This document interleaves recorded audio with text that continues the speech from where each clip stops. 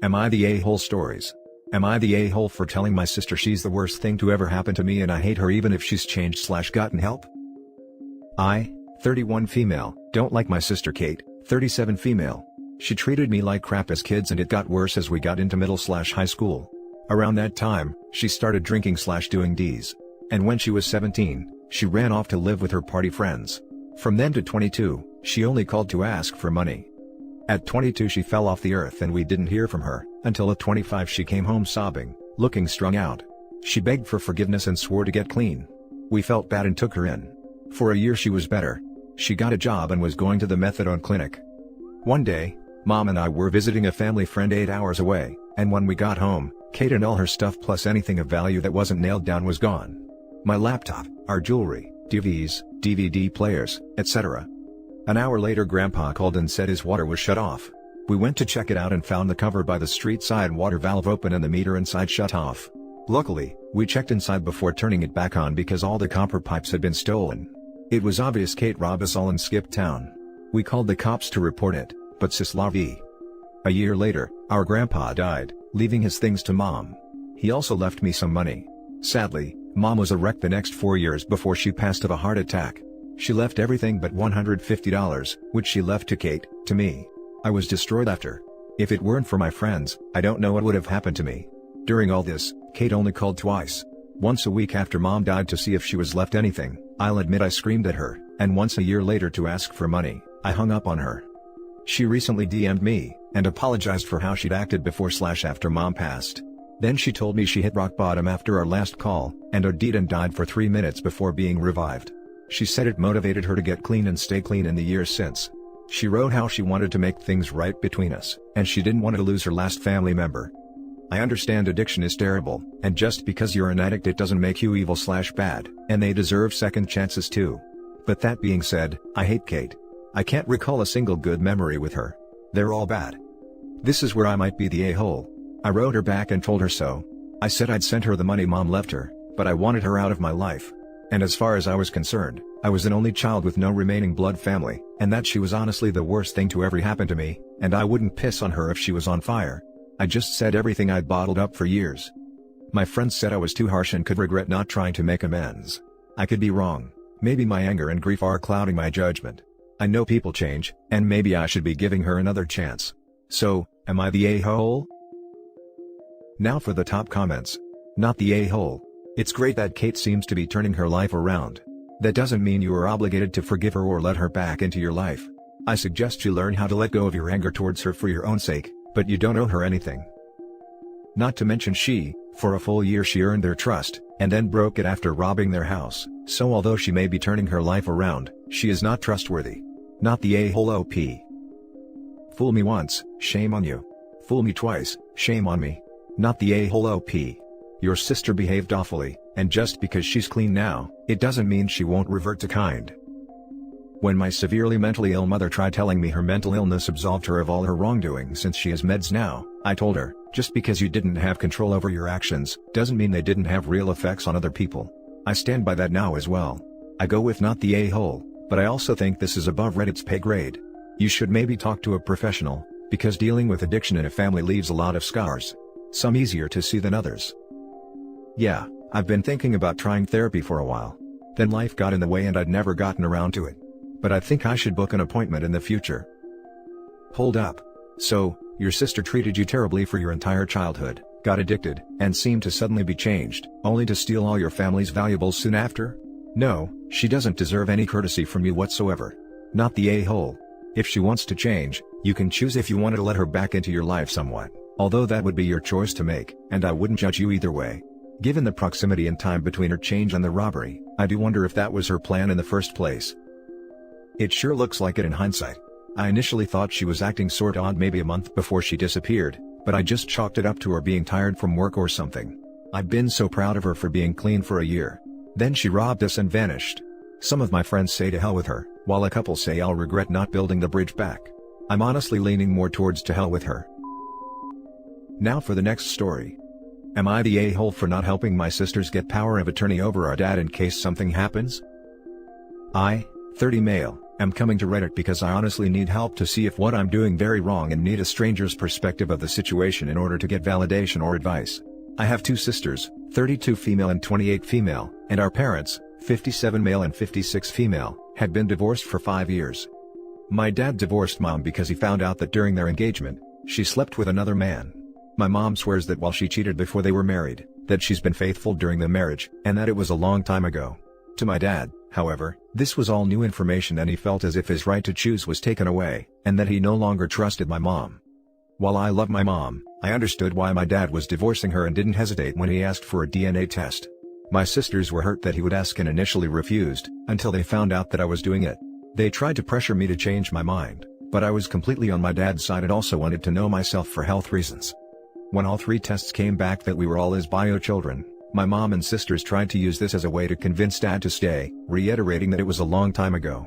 They even resorted to trying to emotionally manipulate my dad, which he took pretty badly and cut contact with my sisters until the divorce was finalized. My uncle, his best friend, and I, were the only ones completely on his side during the divorce, and because of that, my relationship with him got a lot stronger. Eventually, my dad and sisters were able to re-establish some type of relationship, but there was this difference that you could feel. My dad stopped sharing deeply personal information with them, and last year my dad asked me if I was willing to be his power of attorney and emergency contact in case he was unable to make decisions for himself. I agreed. Now my sisters have found out and are upset that they are not listed as a potential POA or EC, and anyway. In terms of inheritance, we're still to split things evenly, but they don't like the fact that they don't get to make any decisions or wouldn't be directly contacted by his job or the hospital. They confronted my dad about this and he tried to brush them off, but in the end, he admitted that he just trusted me more because I was the only child that he felt was truly on his side. My sisters are hurt and saying that he's being sexist. They want me to convince dad to put them on, but I am refusing, and now that are calling me the a-hole, but I don't see it that way. Am I? Added to add, in order to keep myself to writing the same thing over and over, I'm just gonna say this. 1. I am the sole POA for everything for my dad, but if anything were to happen to me there is a line of succession, me, my uncle, dad's younger brother, my uncle's sons, older first and then the younger, and then my dad's goddaughter. 2. Who said anything about my dad abandoning us if we weren't biologically his? My dad just didn't want to live with the doubt. It's one of the reasons why he divorced my mom, and I agreed to it. Because I didn't want to end up having intimacy with someone who I didn't know was my secret half-sibling at the time. 3. Again, my mom says she never cheated again. And while my sisters and I believe it, that wasn't good enough for dad, which is reasonable. She also didn't do herself any favors by using the "it was a long time ago" line. Not the a-hole. No one should be convincing your dad of anything, it's his choice alone and he chose you. Not the a-hole. You backed him up and stayed in contact, why should he choose them? Don't you love how they tried to play the sexism card? Literally grasping at straws here to try and guilt-trip the brother. Not the a-hole. If your dad is of sound mind, it's his choice who he wants as his POA. He wants to know that you have his best interests at heart in making decisions that will affect his life. The fact that you stood by him and your sisters didn't, showed him who he felt he could trust in these matters. How your sisters feel about it doesn't matter, it's how your dad feels about it. Not the a-hole. Your dad is making sound decisions while he still can. Your sisters need to educate themselves on what exactly a POA. It has nothing to do with inheritance and everything to do with making decisions on your dad's behalf should he become incapacitated. There are a ton of resources available online. Please send them some links. I'm sorry they feel hurt by being left out on any potential decisions, but they put themselves in that position by choosing sides during the divorce.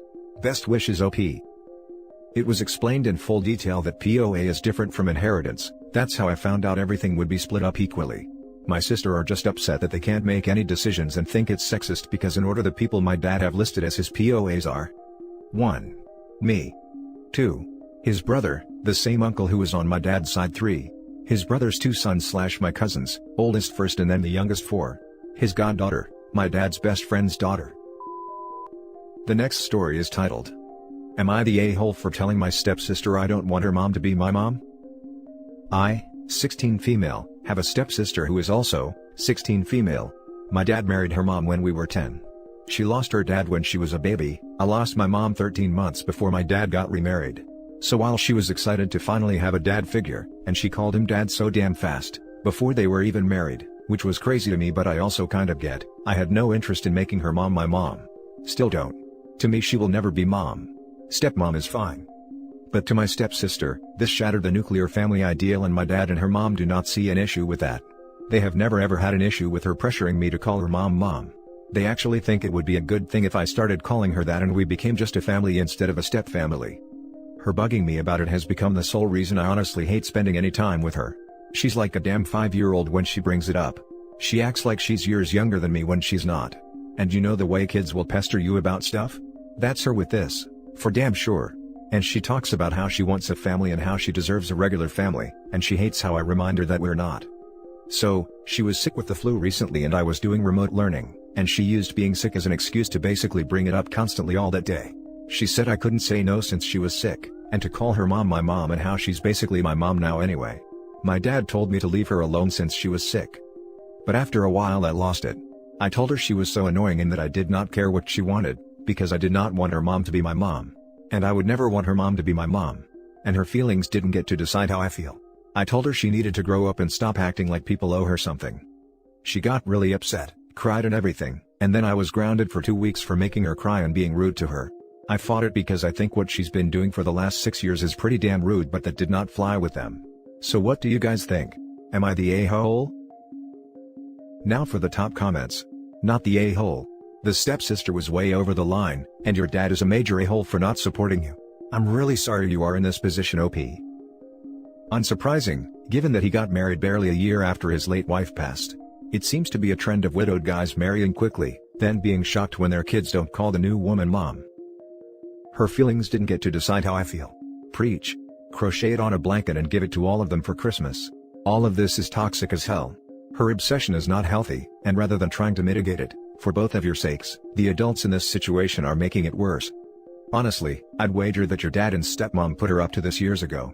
Made a super big deal of you all becoming a family and encouraged her to encourage you to get with their program.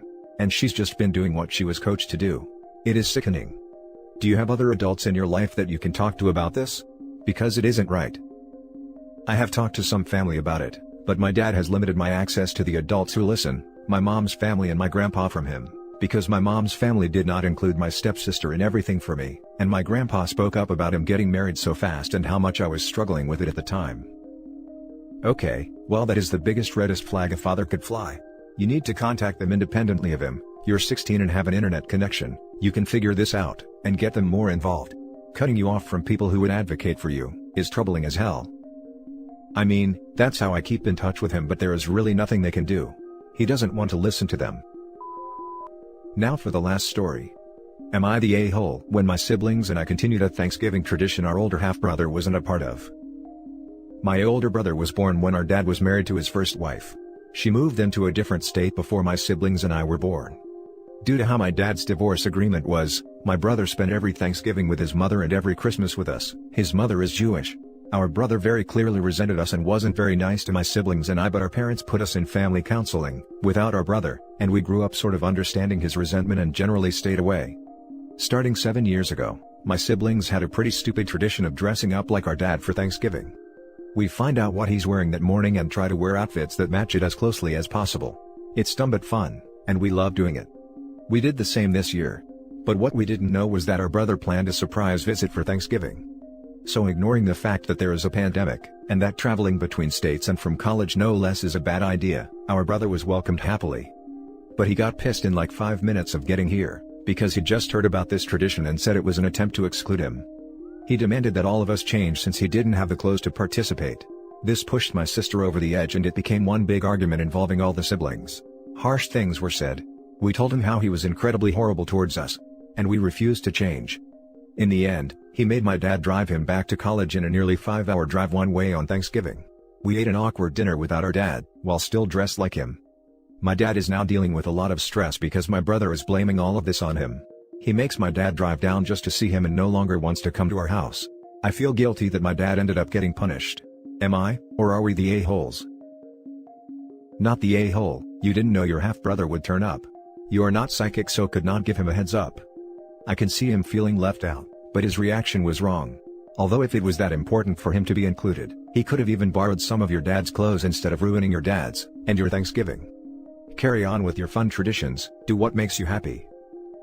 Sadly at this point, the tradition might be done. It's not going to be some stupid funny thing anymore. We did try to find some clothes for him but we couldn't find anything. Start dressing like your mom then. Keep it going. Don't let sour grapes ruin a fun tradition.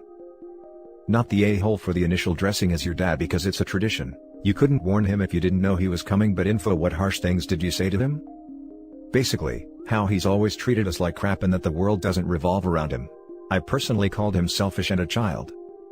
That actually doesn't sound very harsh considering how selfish and childish he was acting. And that sounds like a very fun tradition you guys have.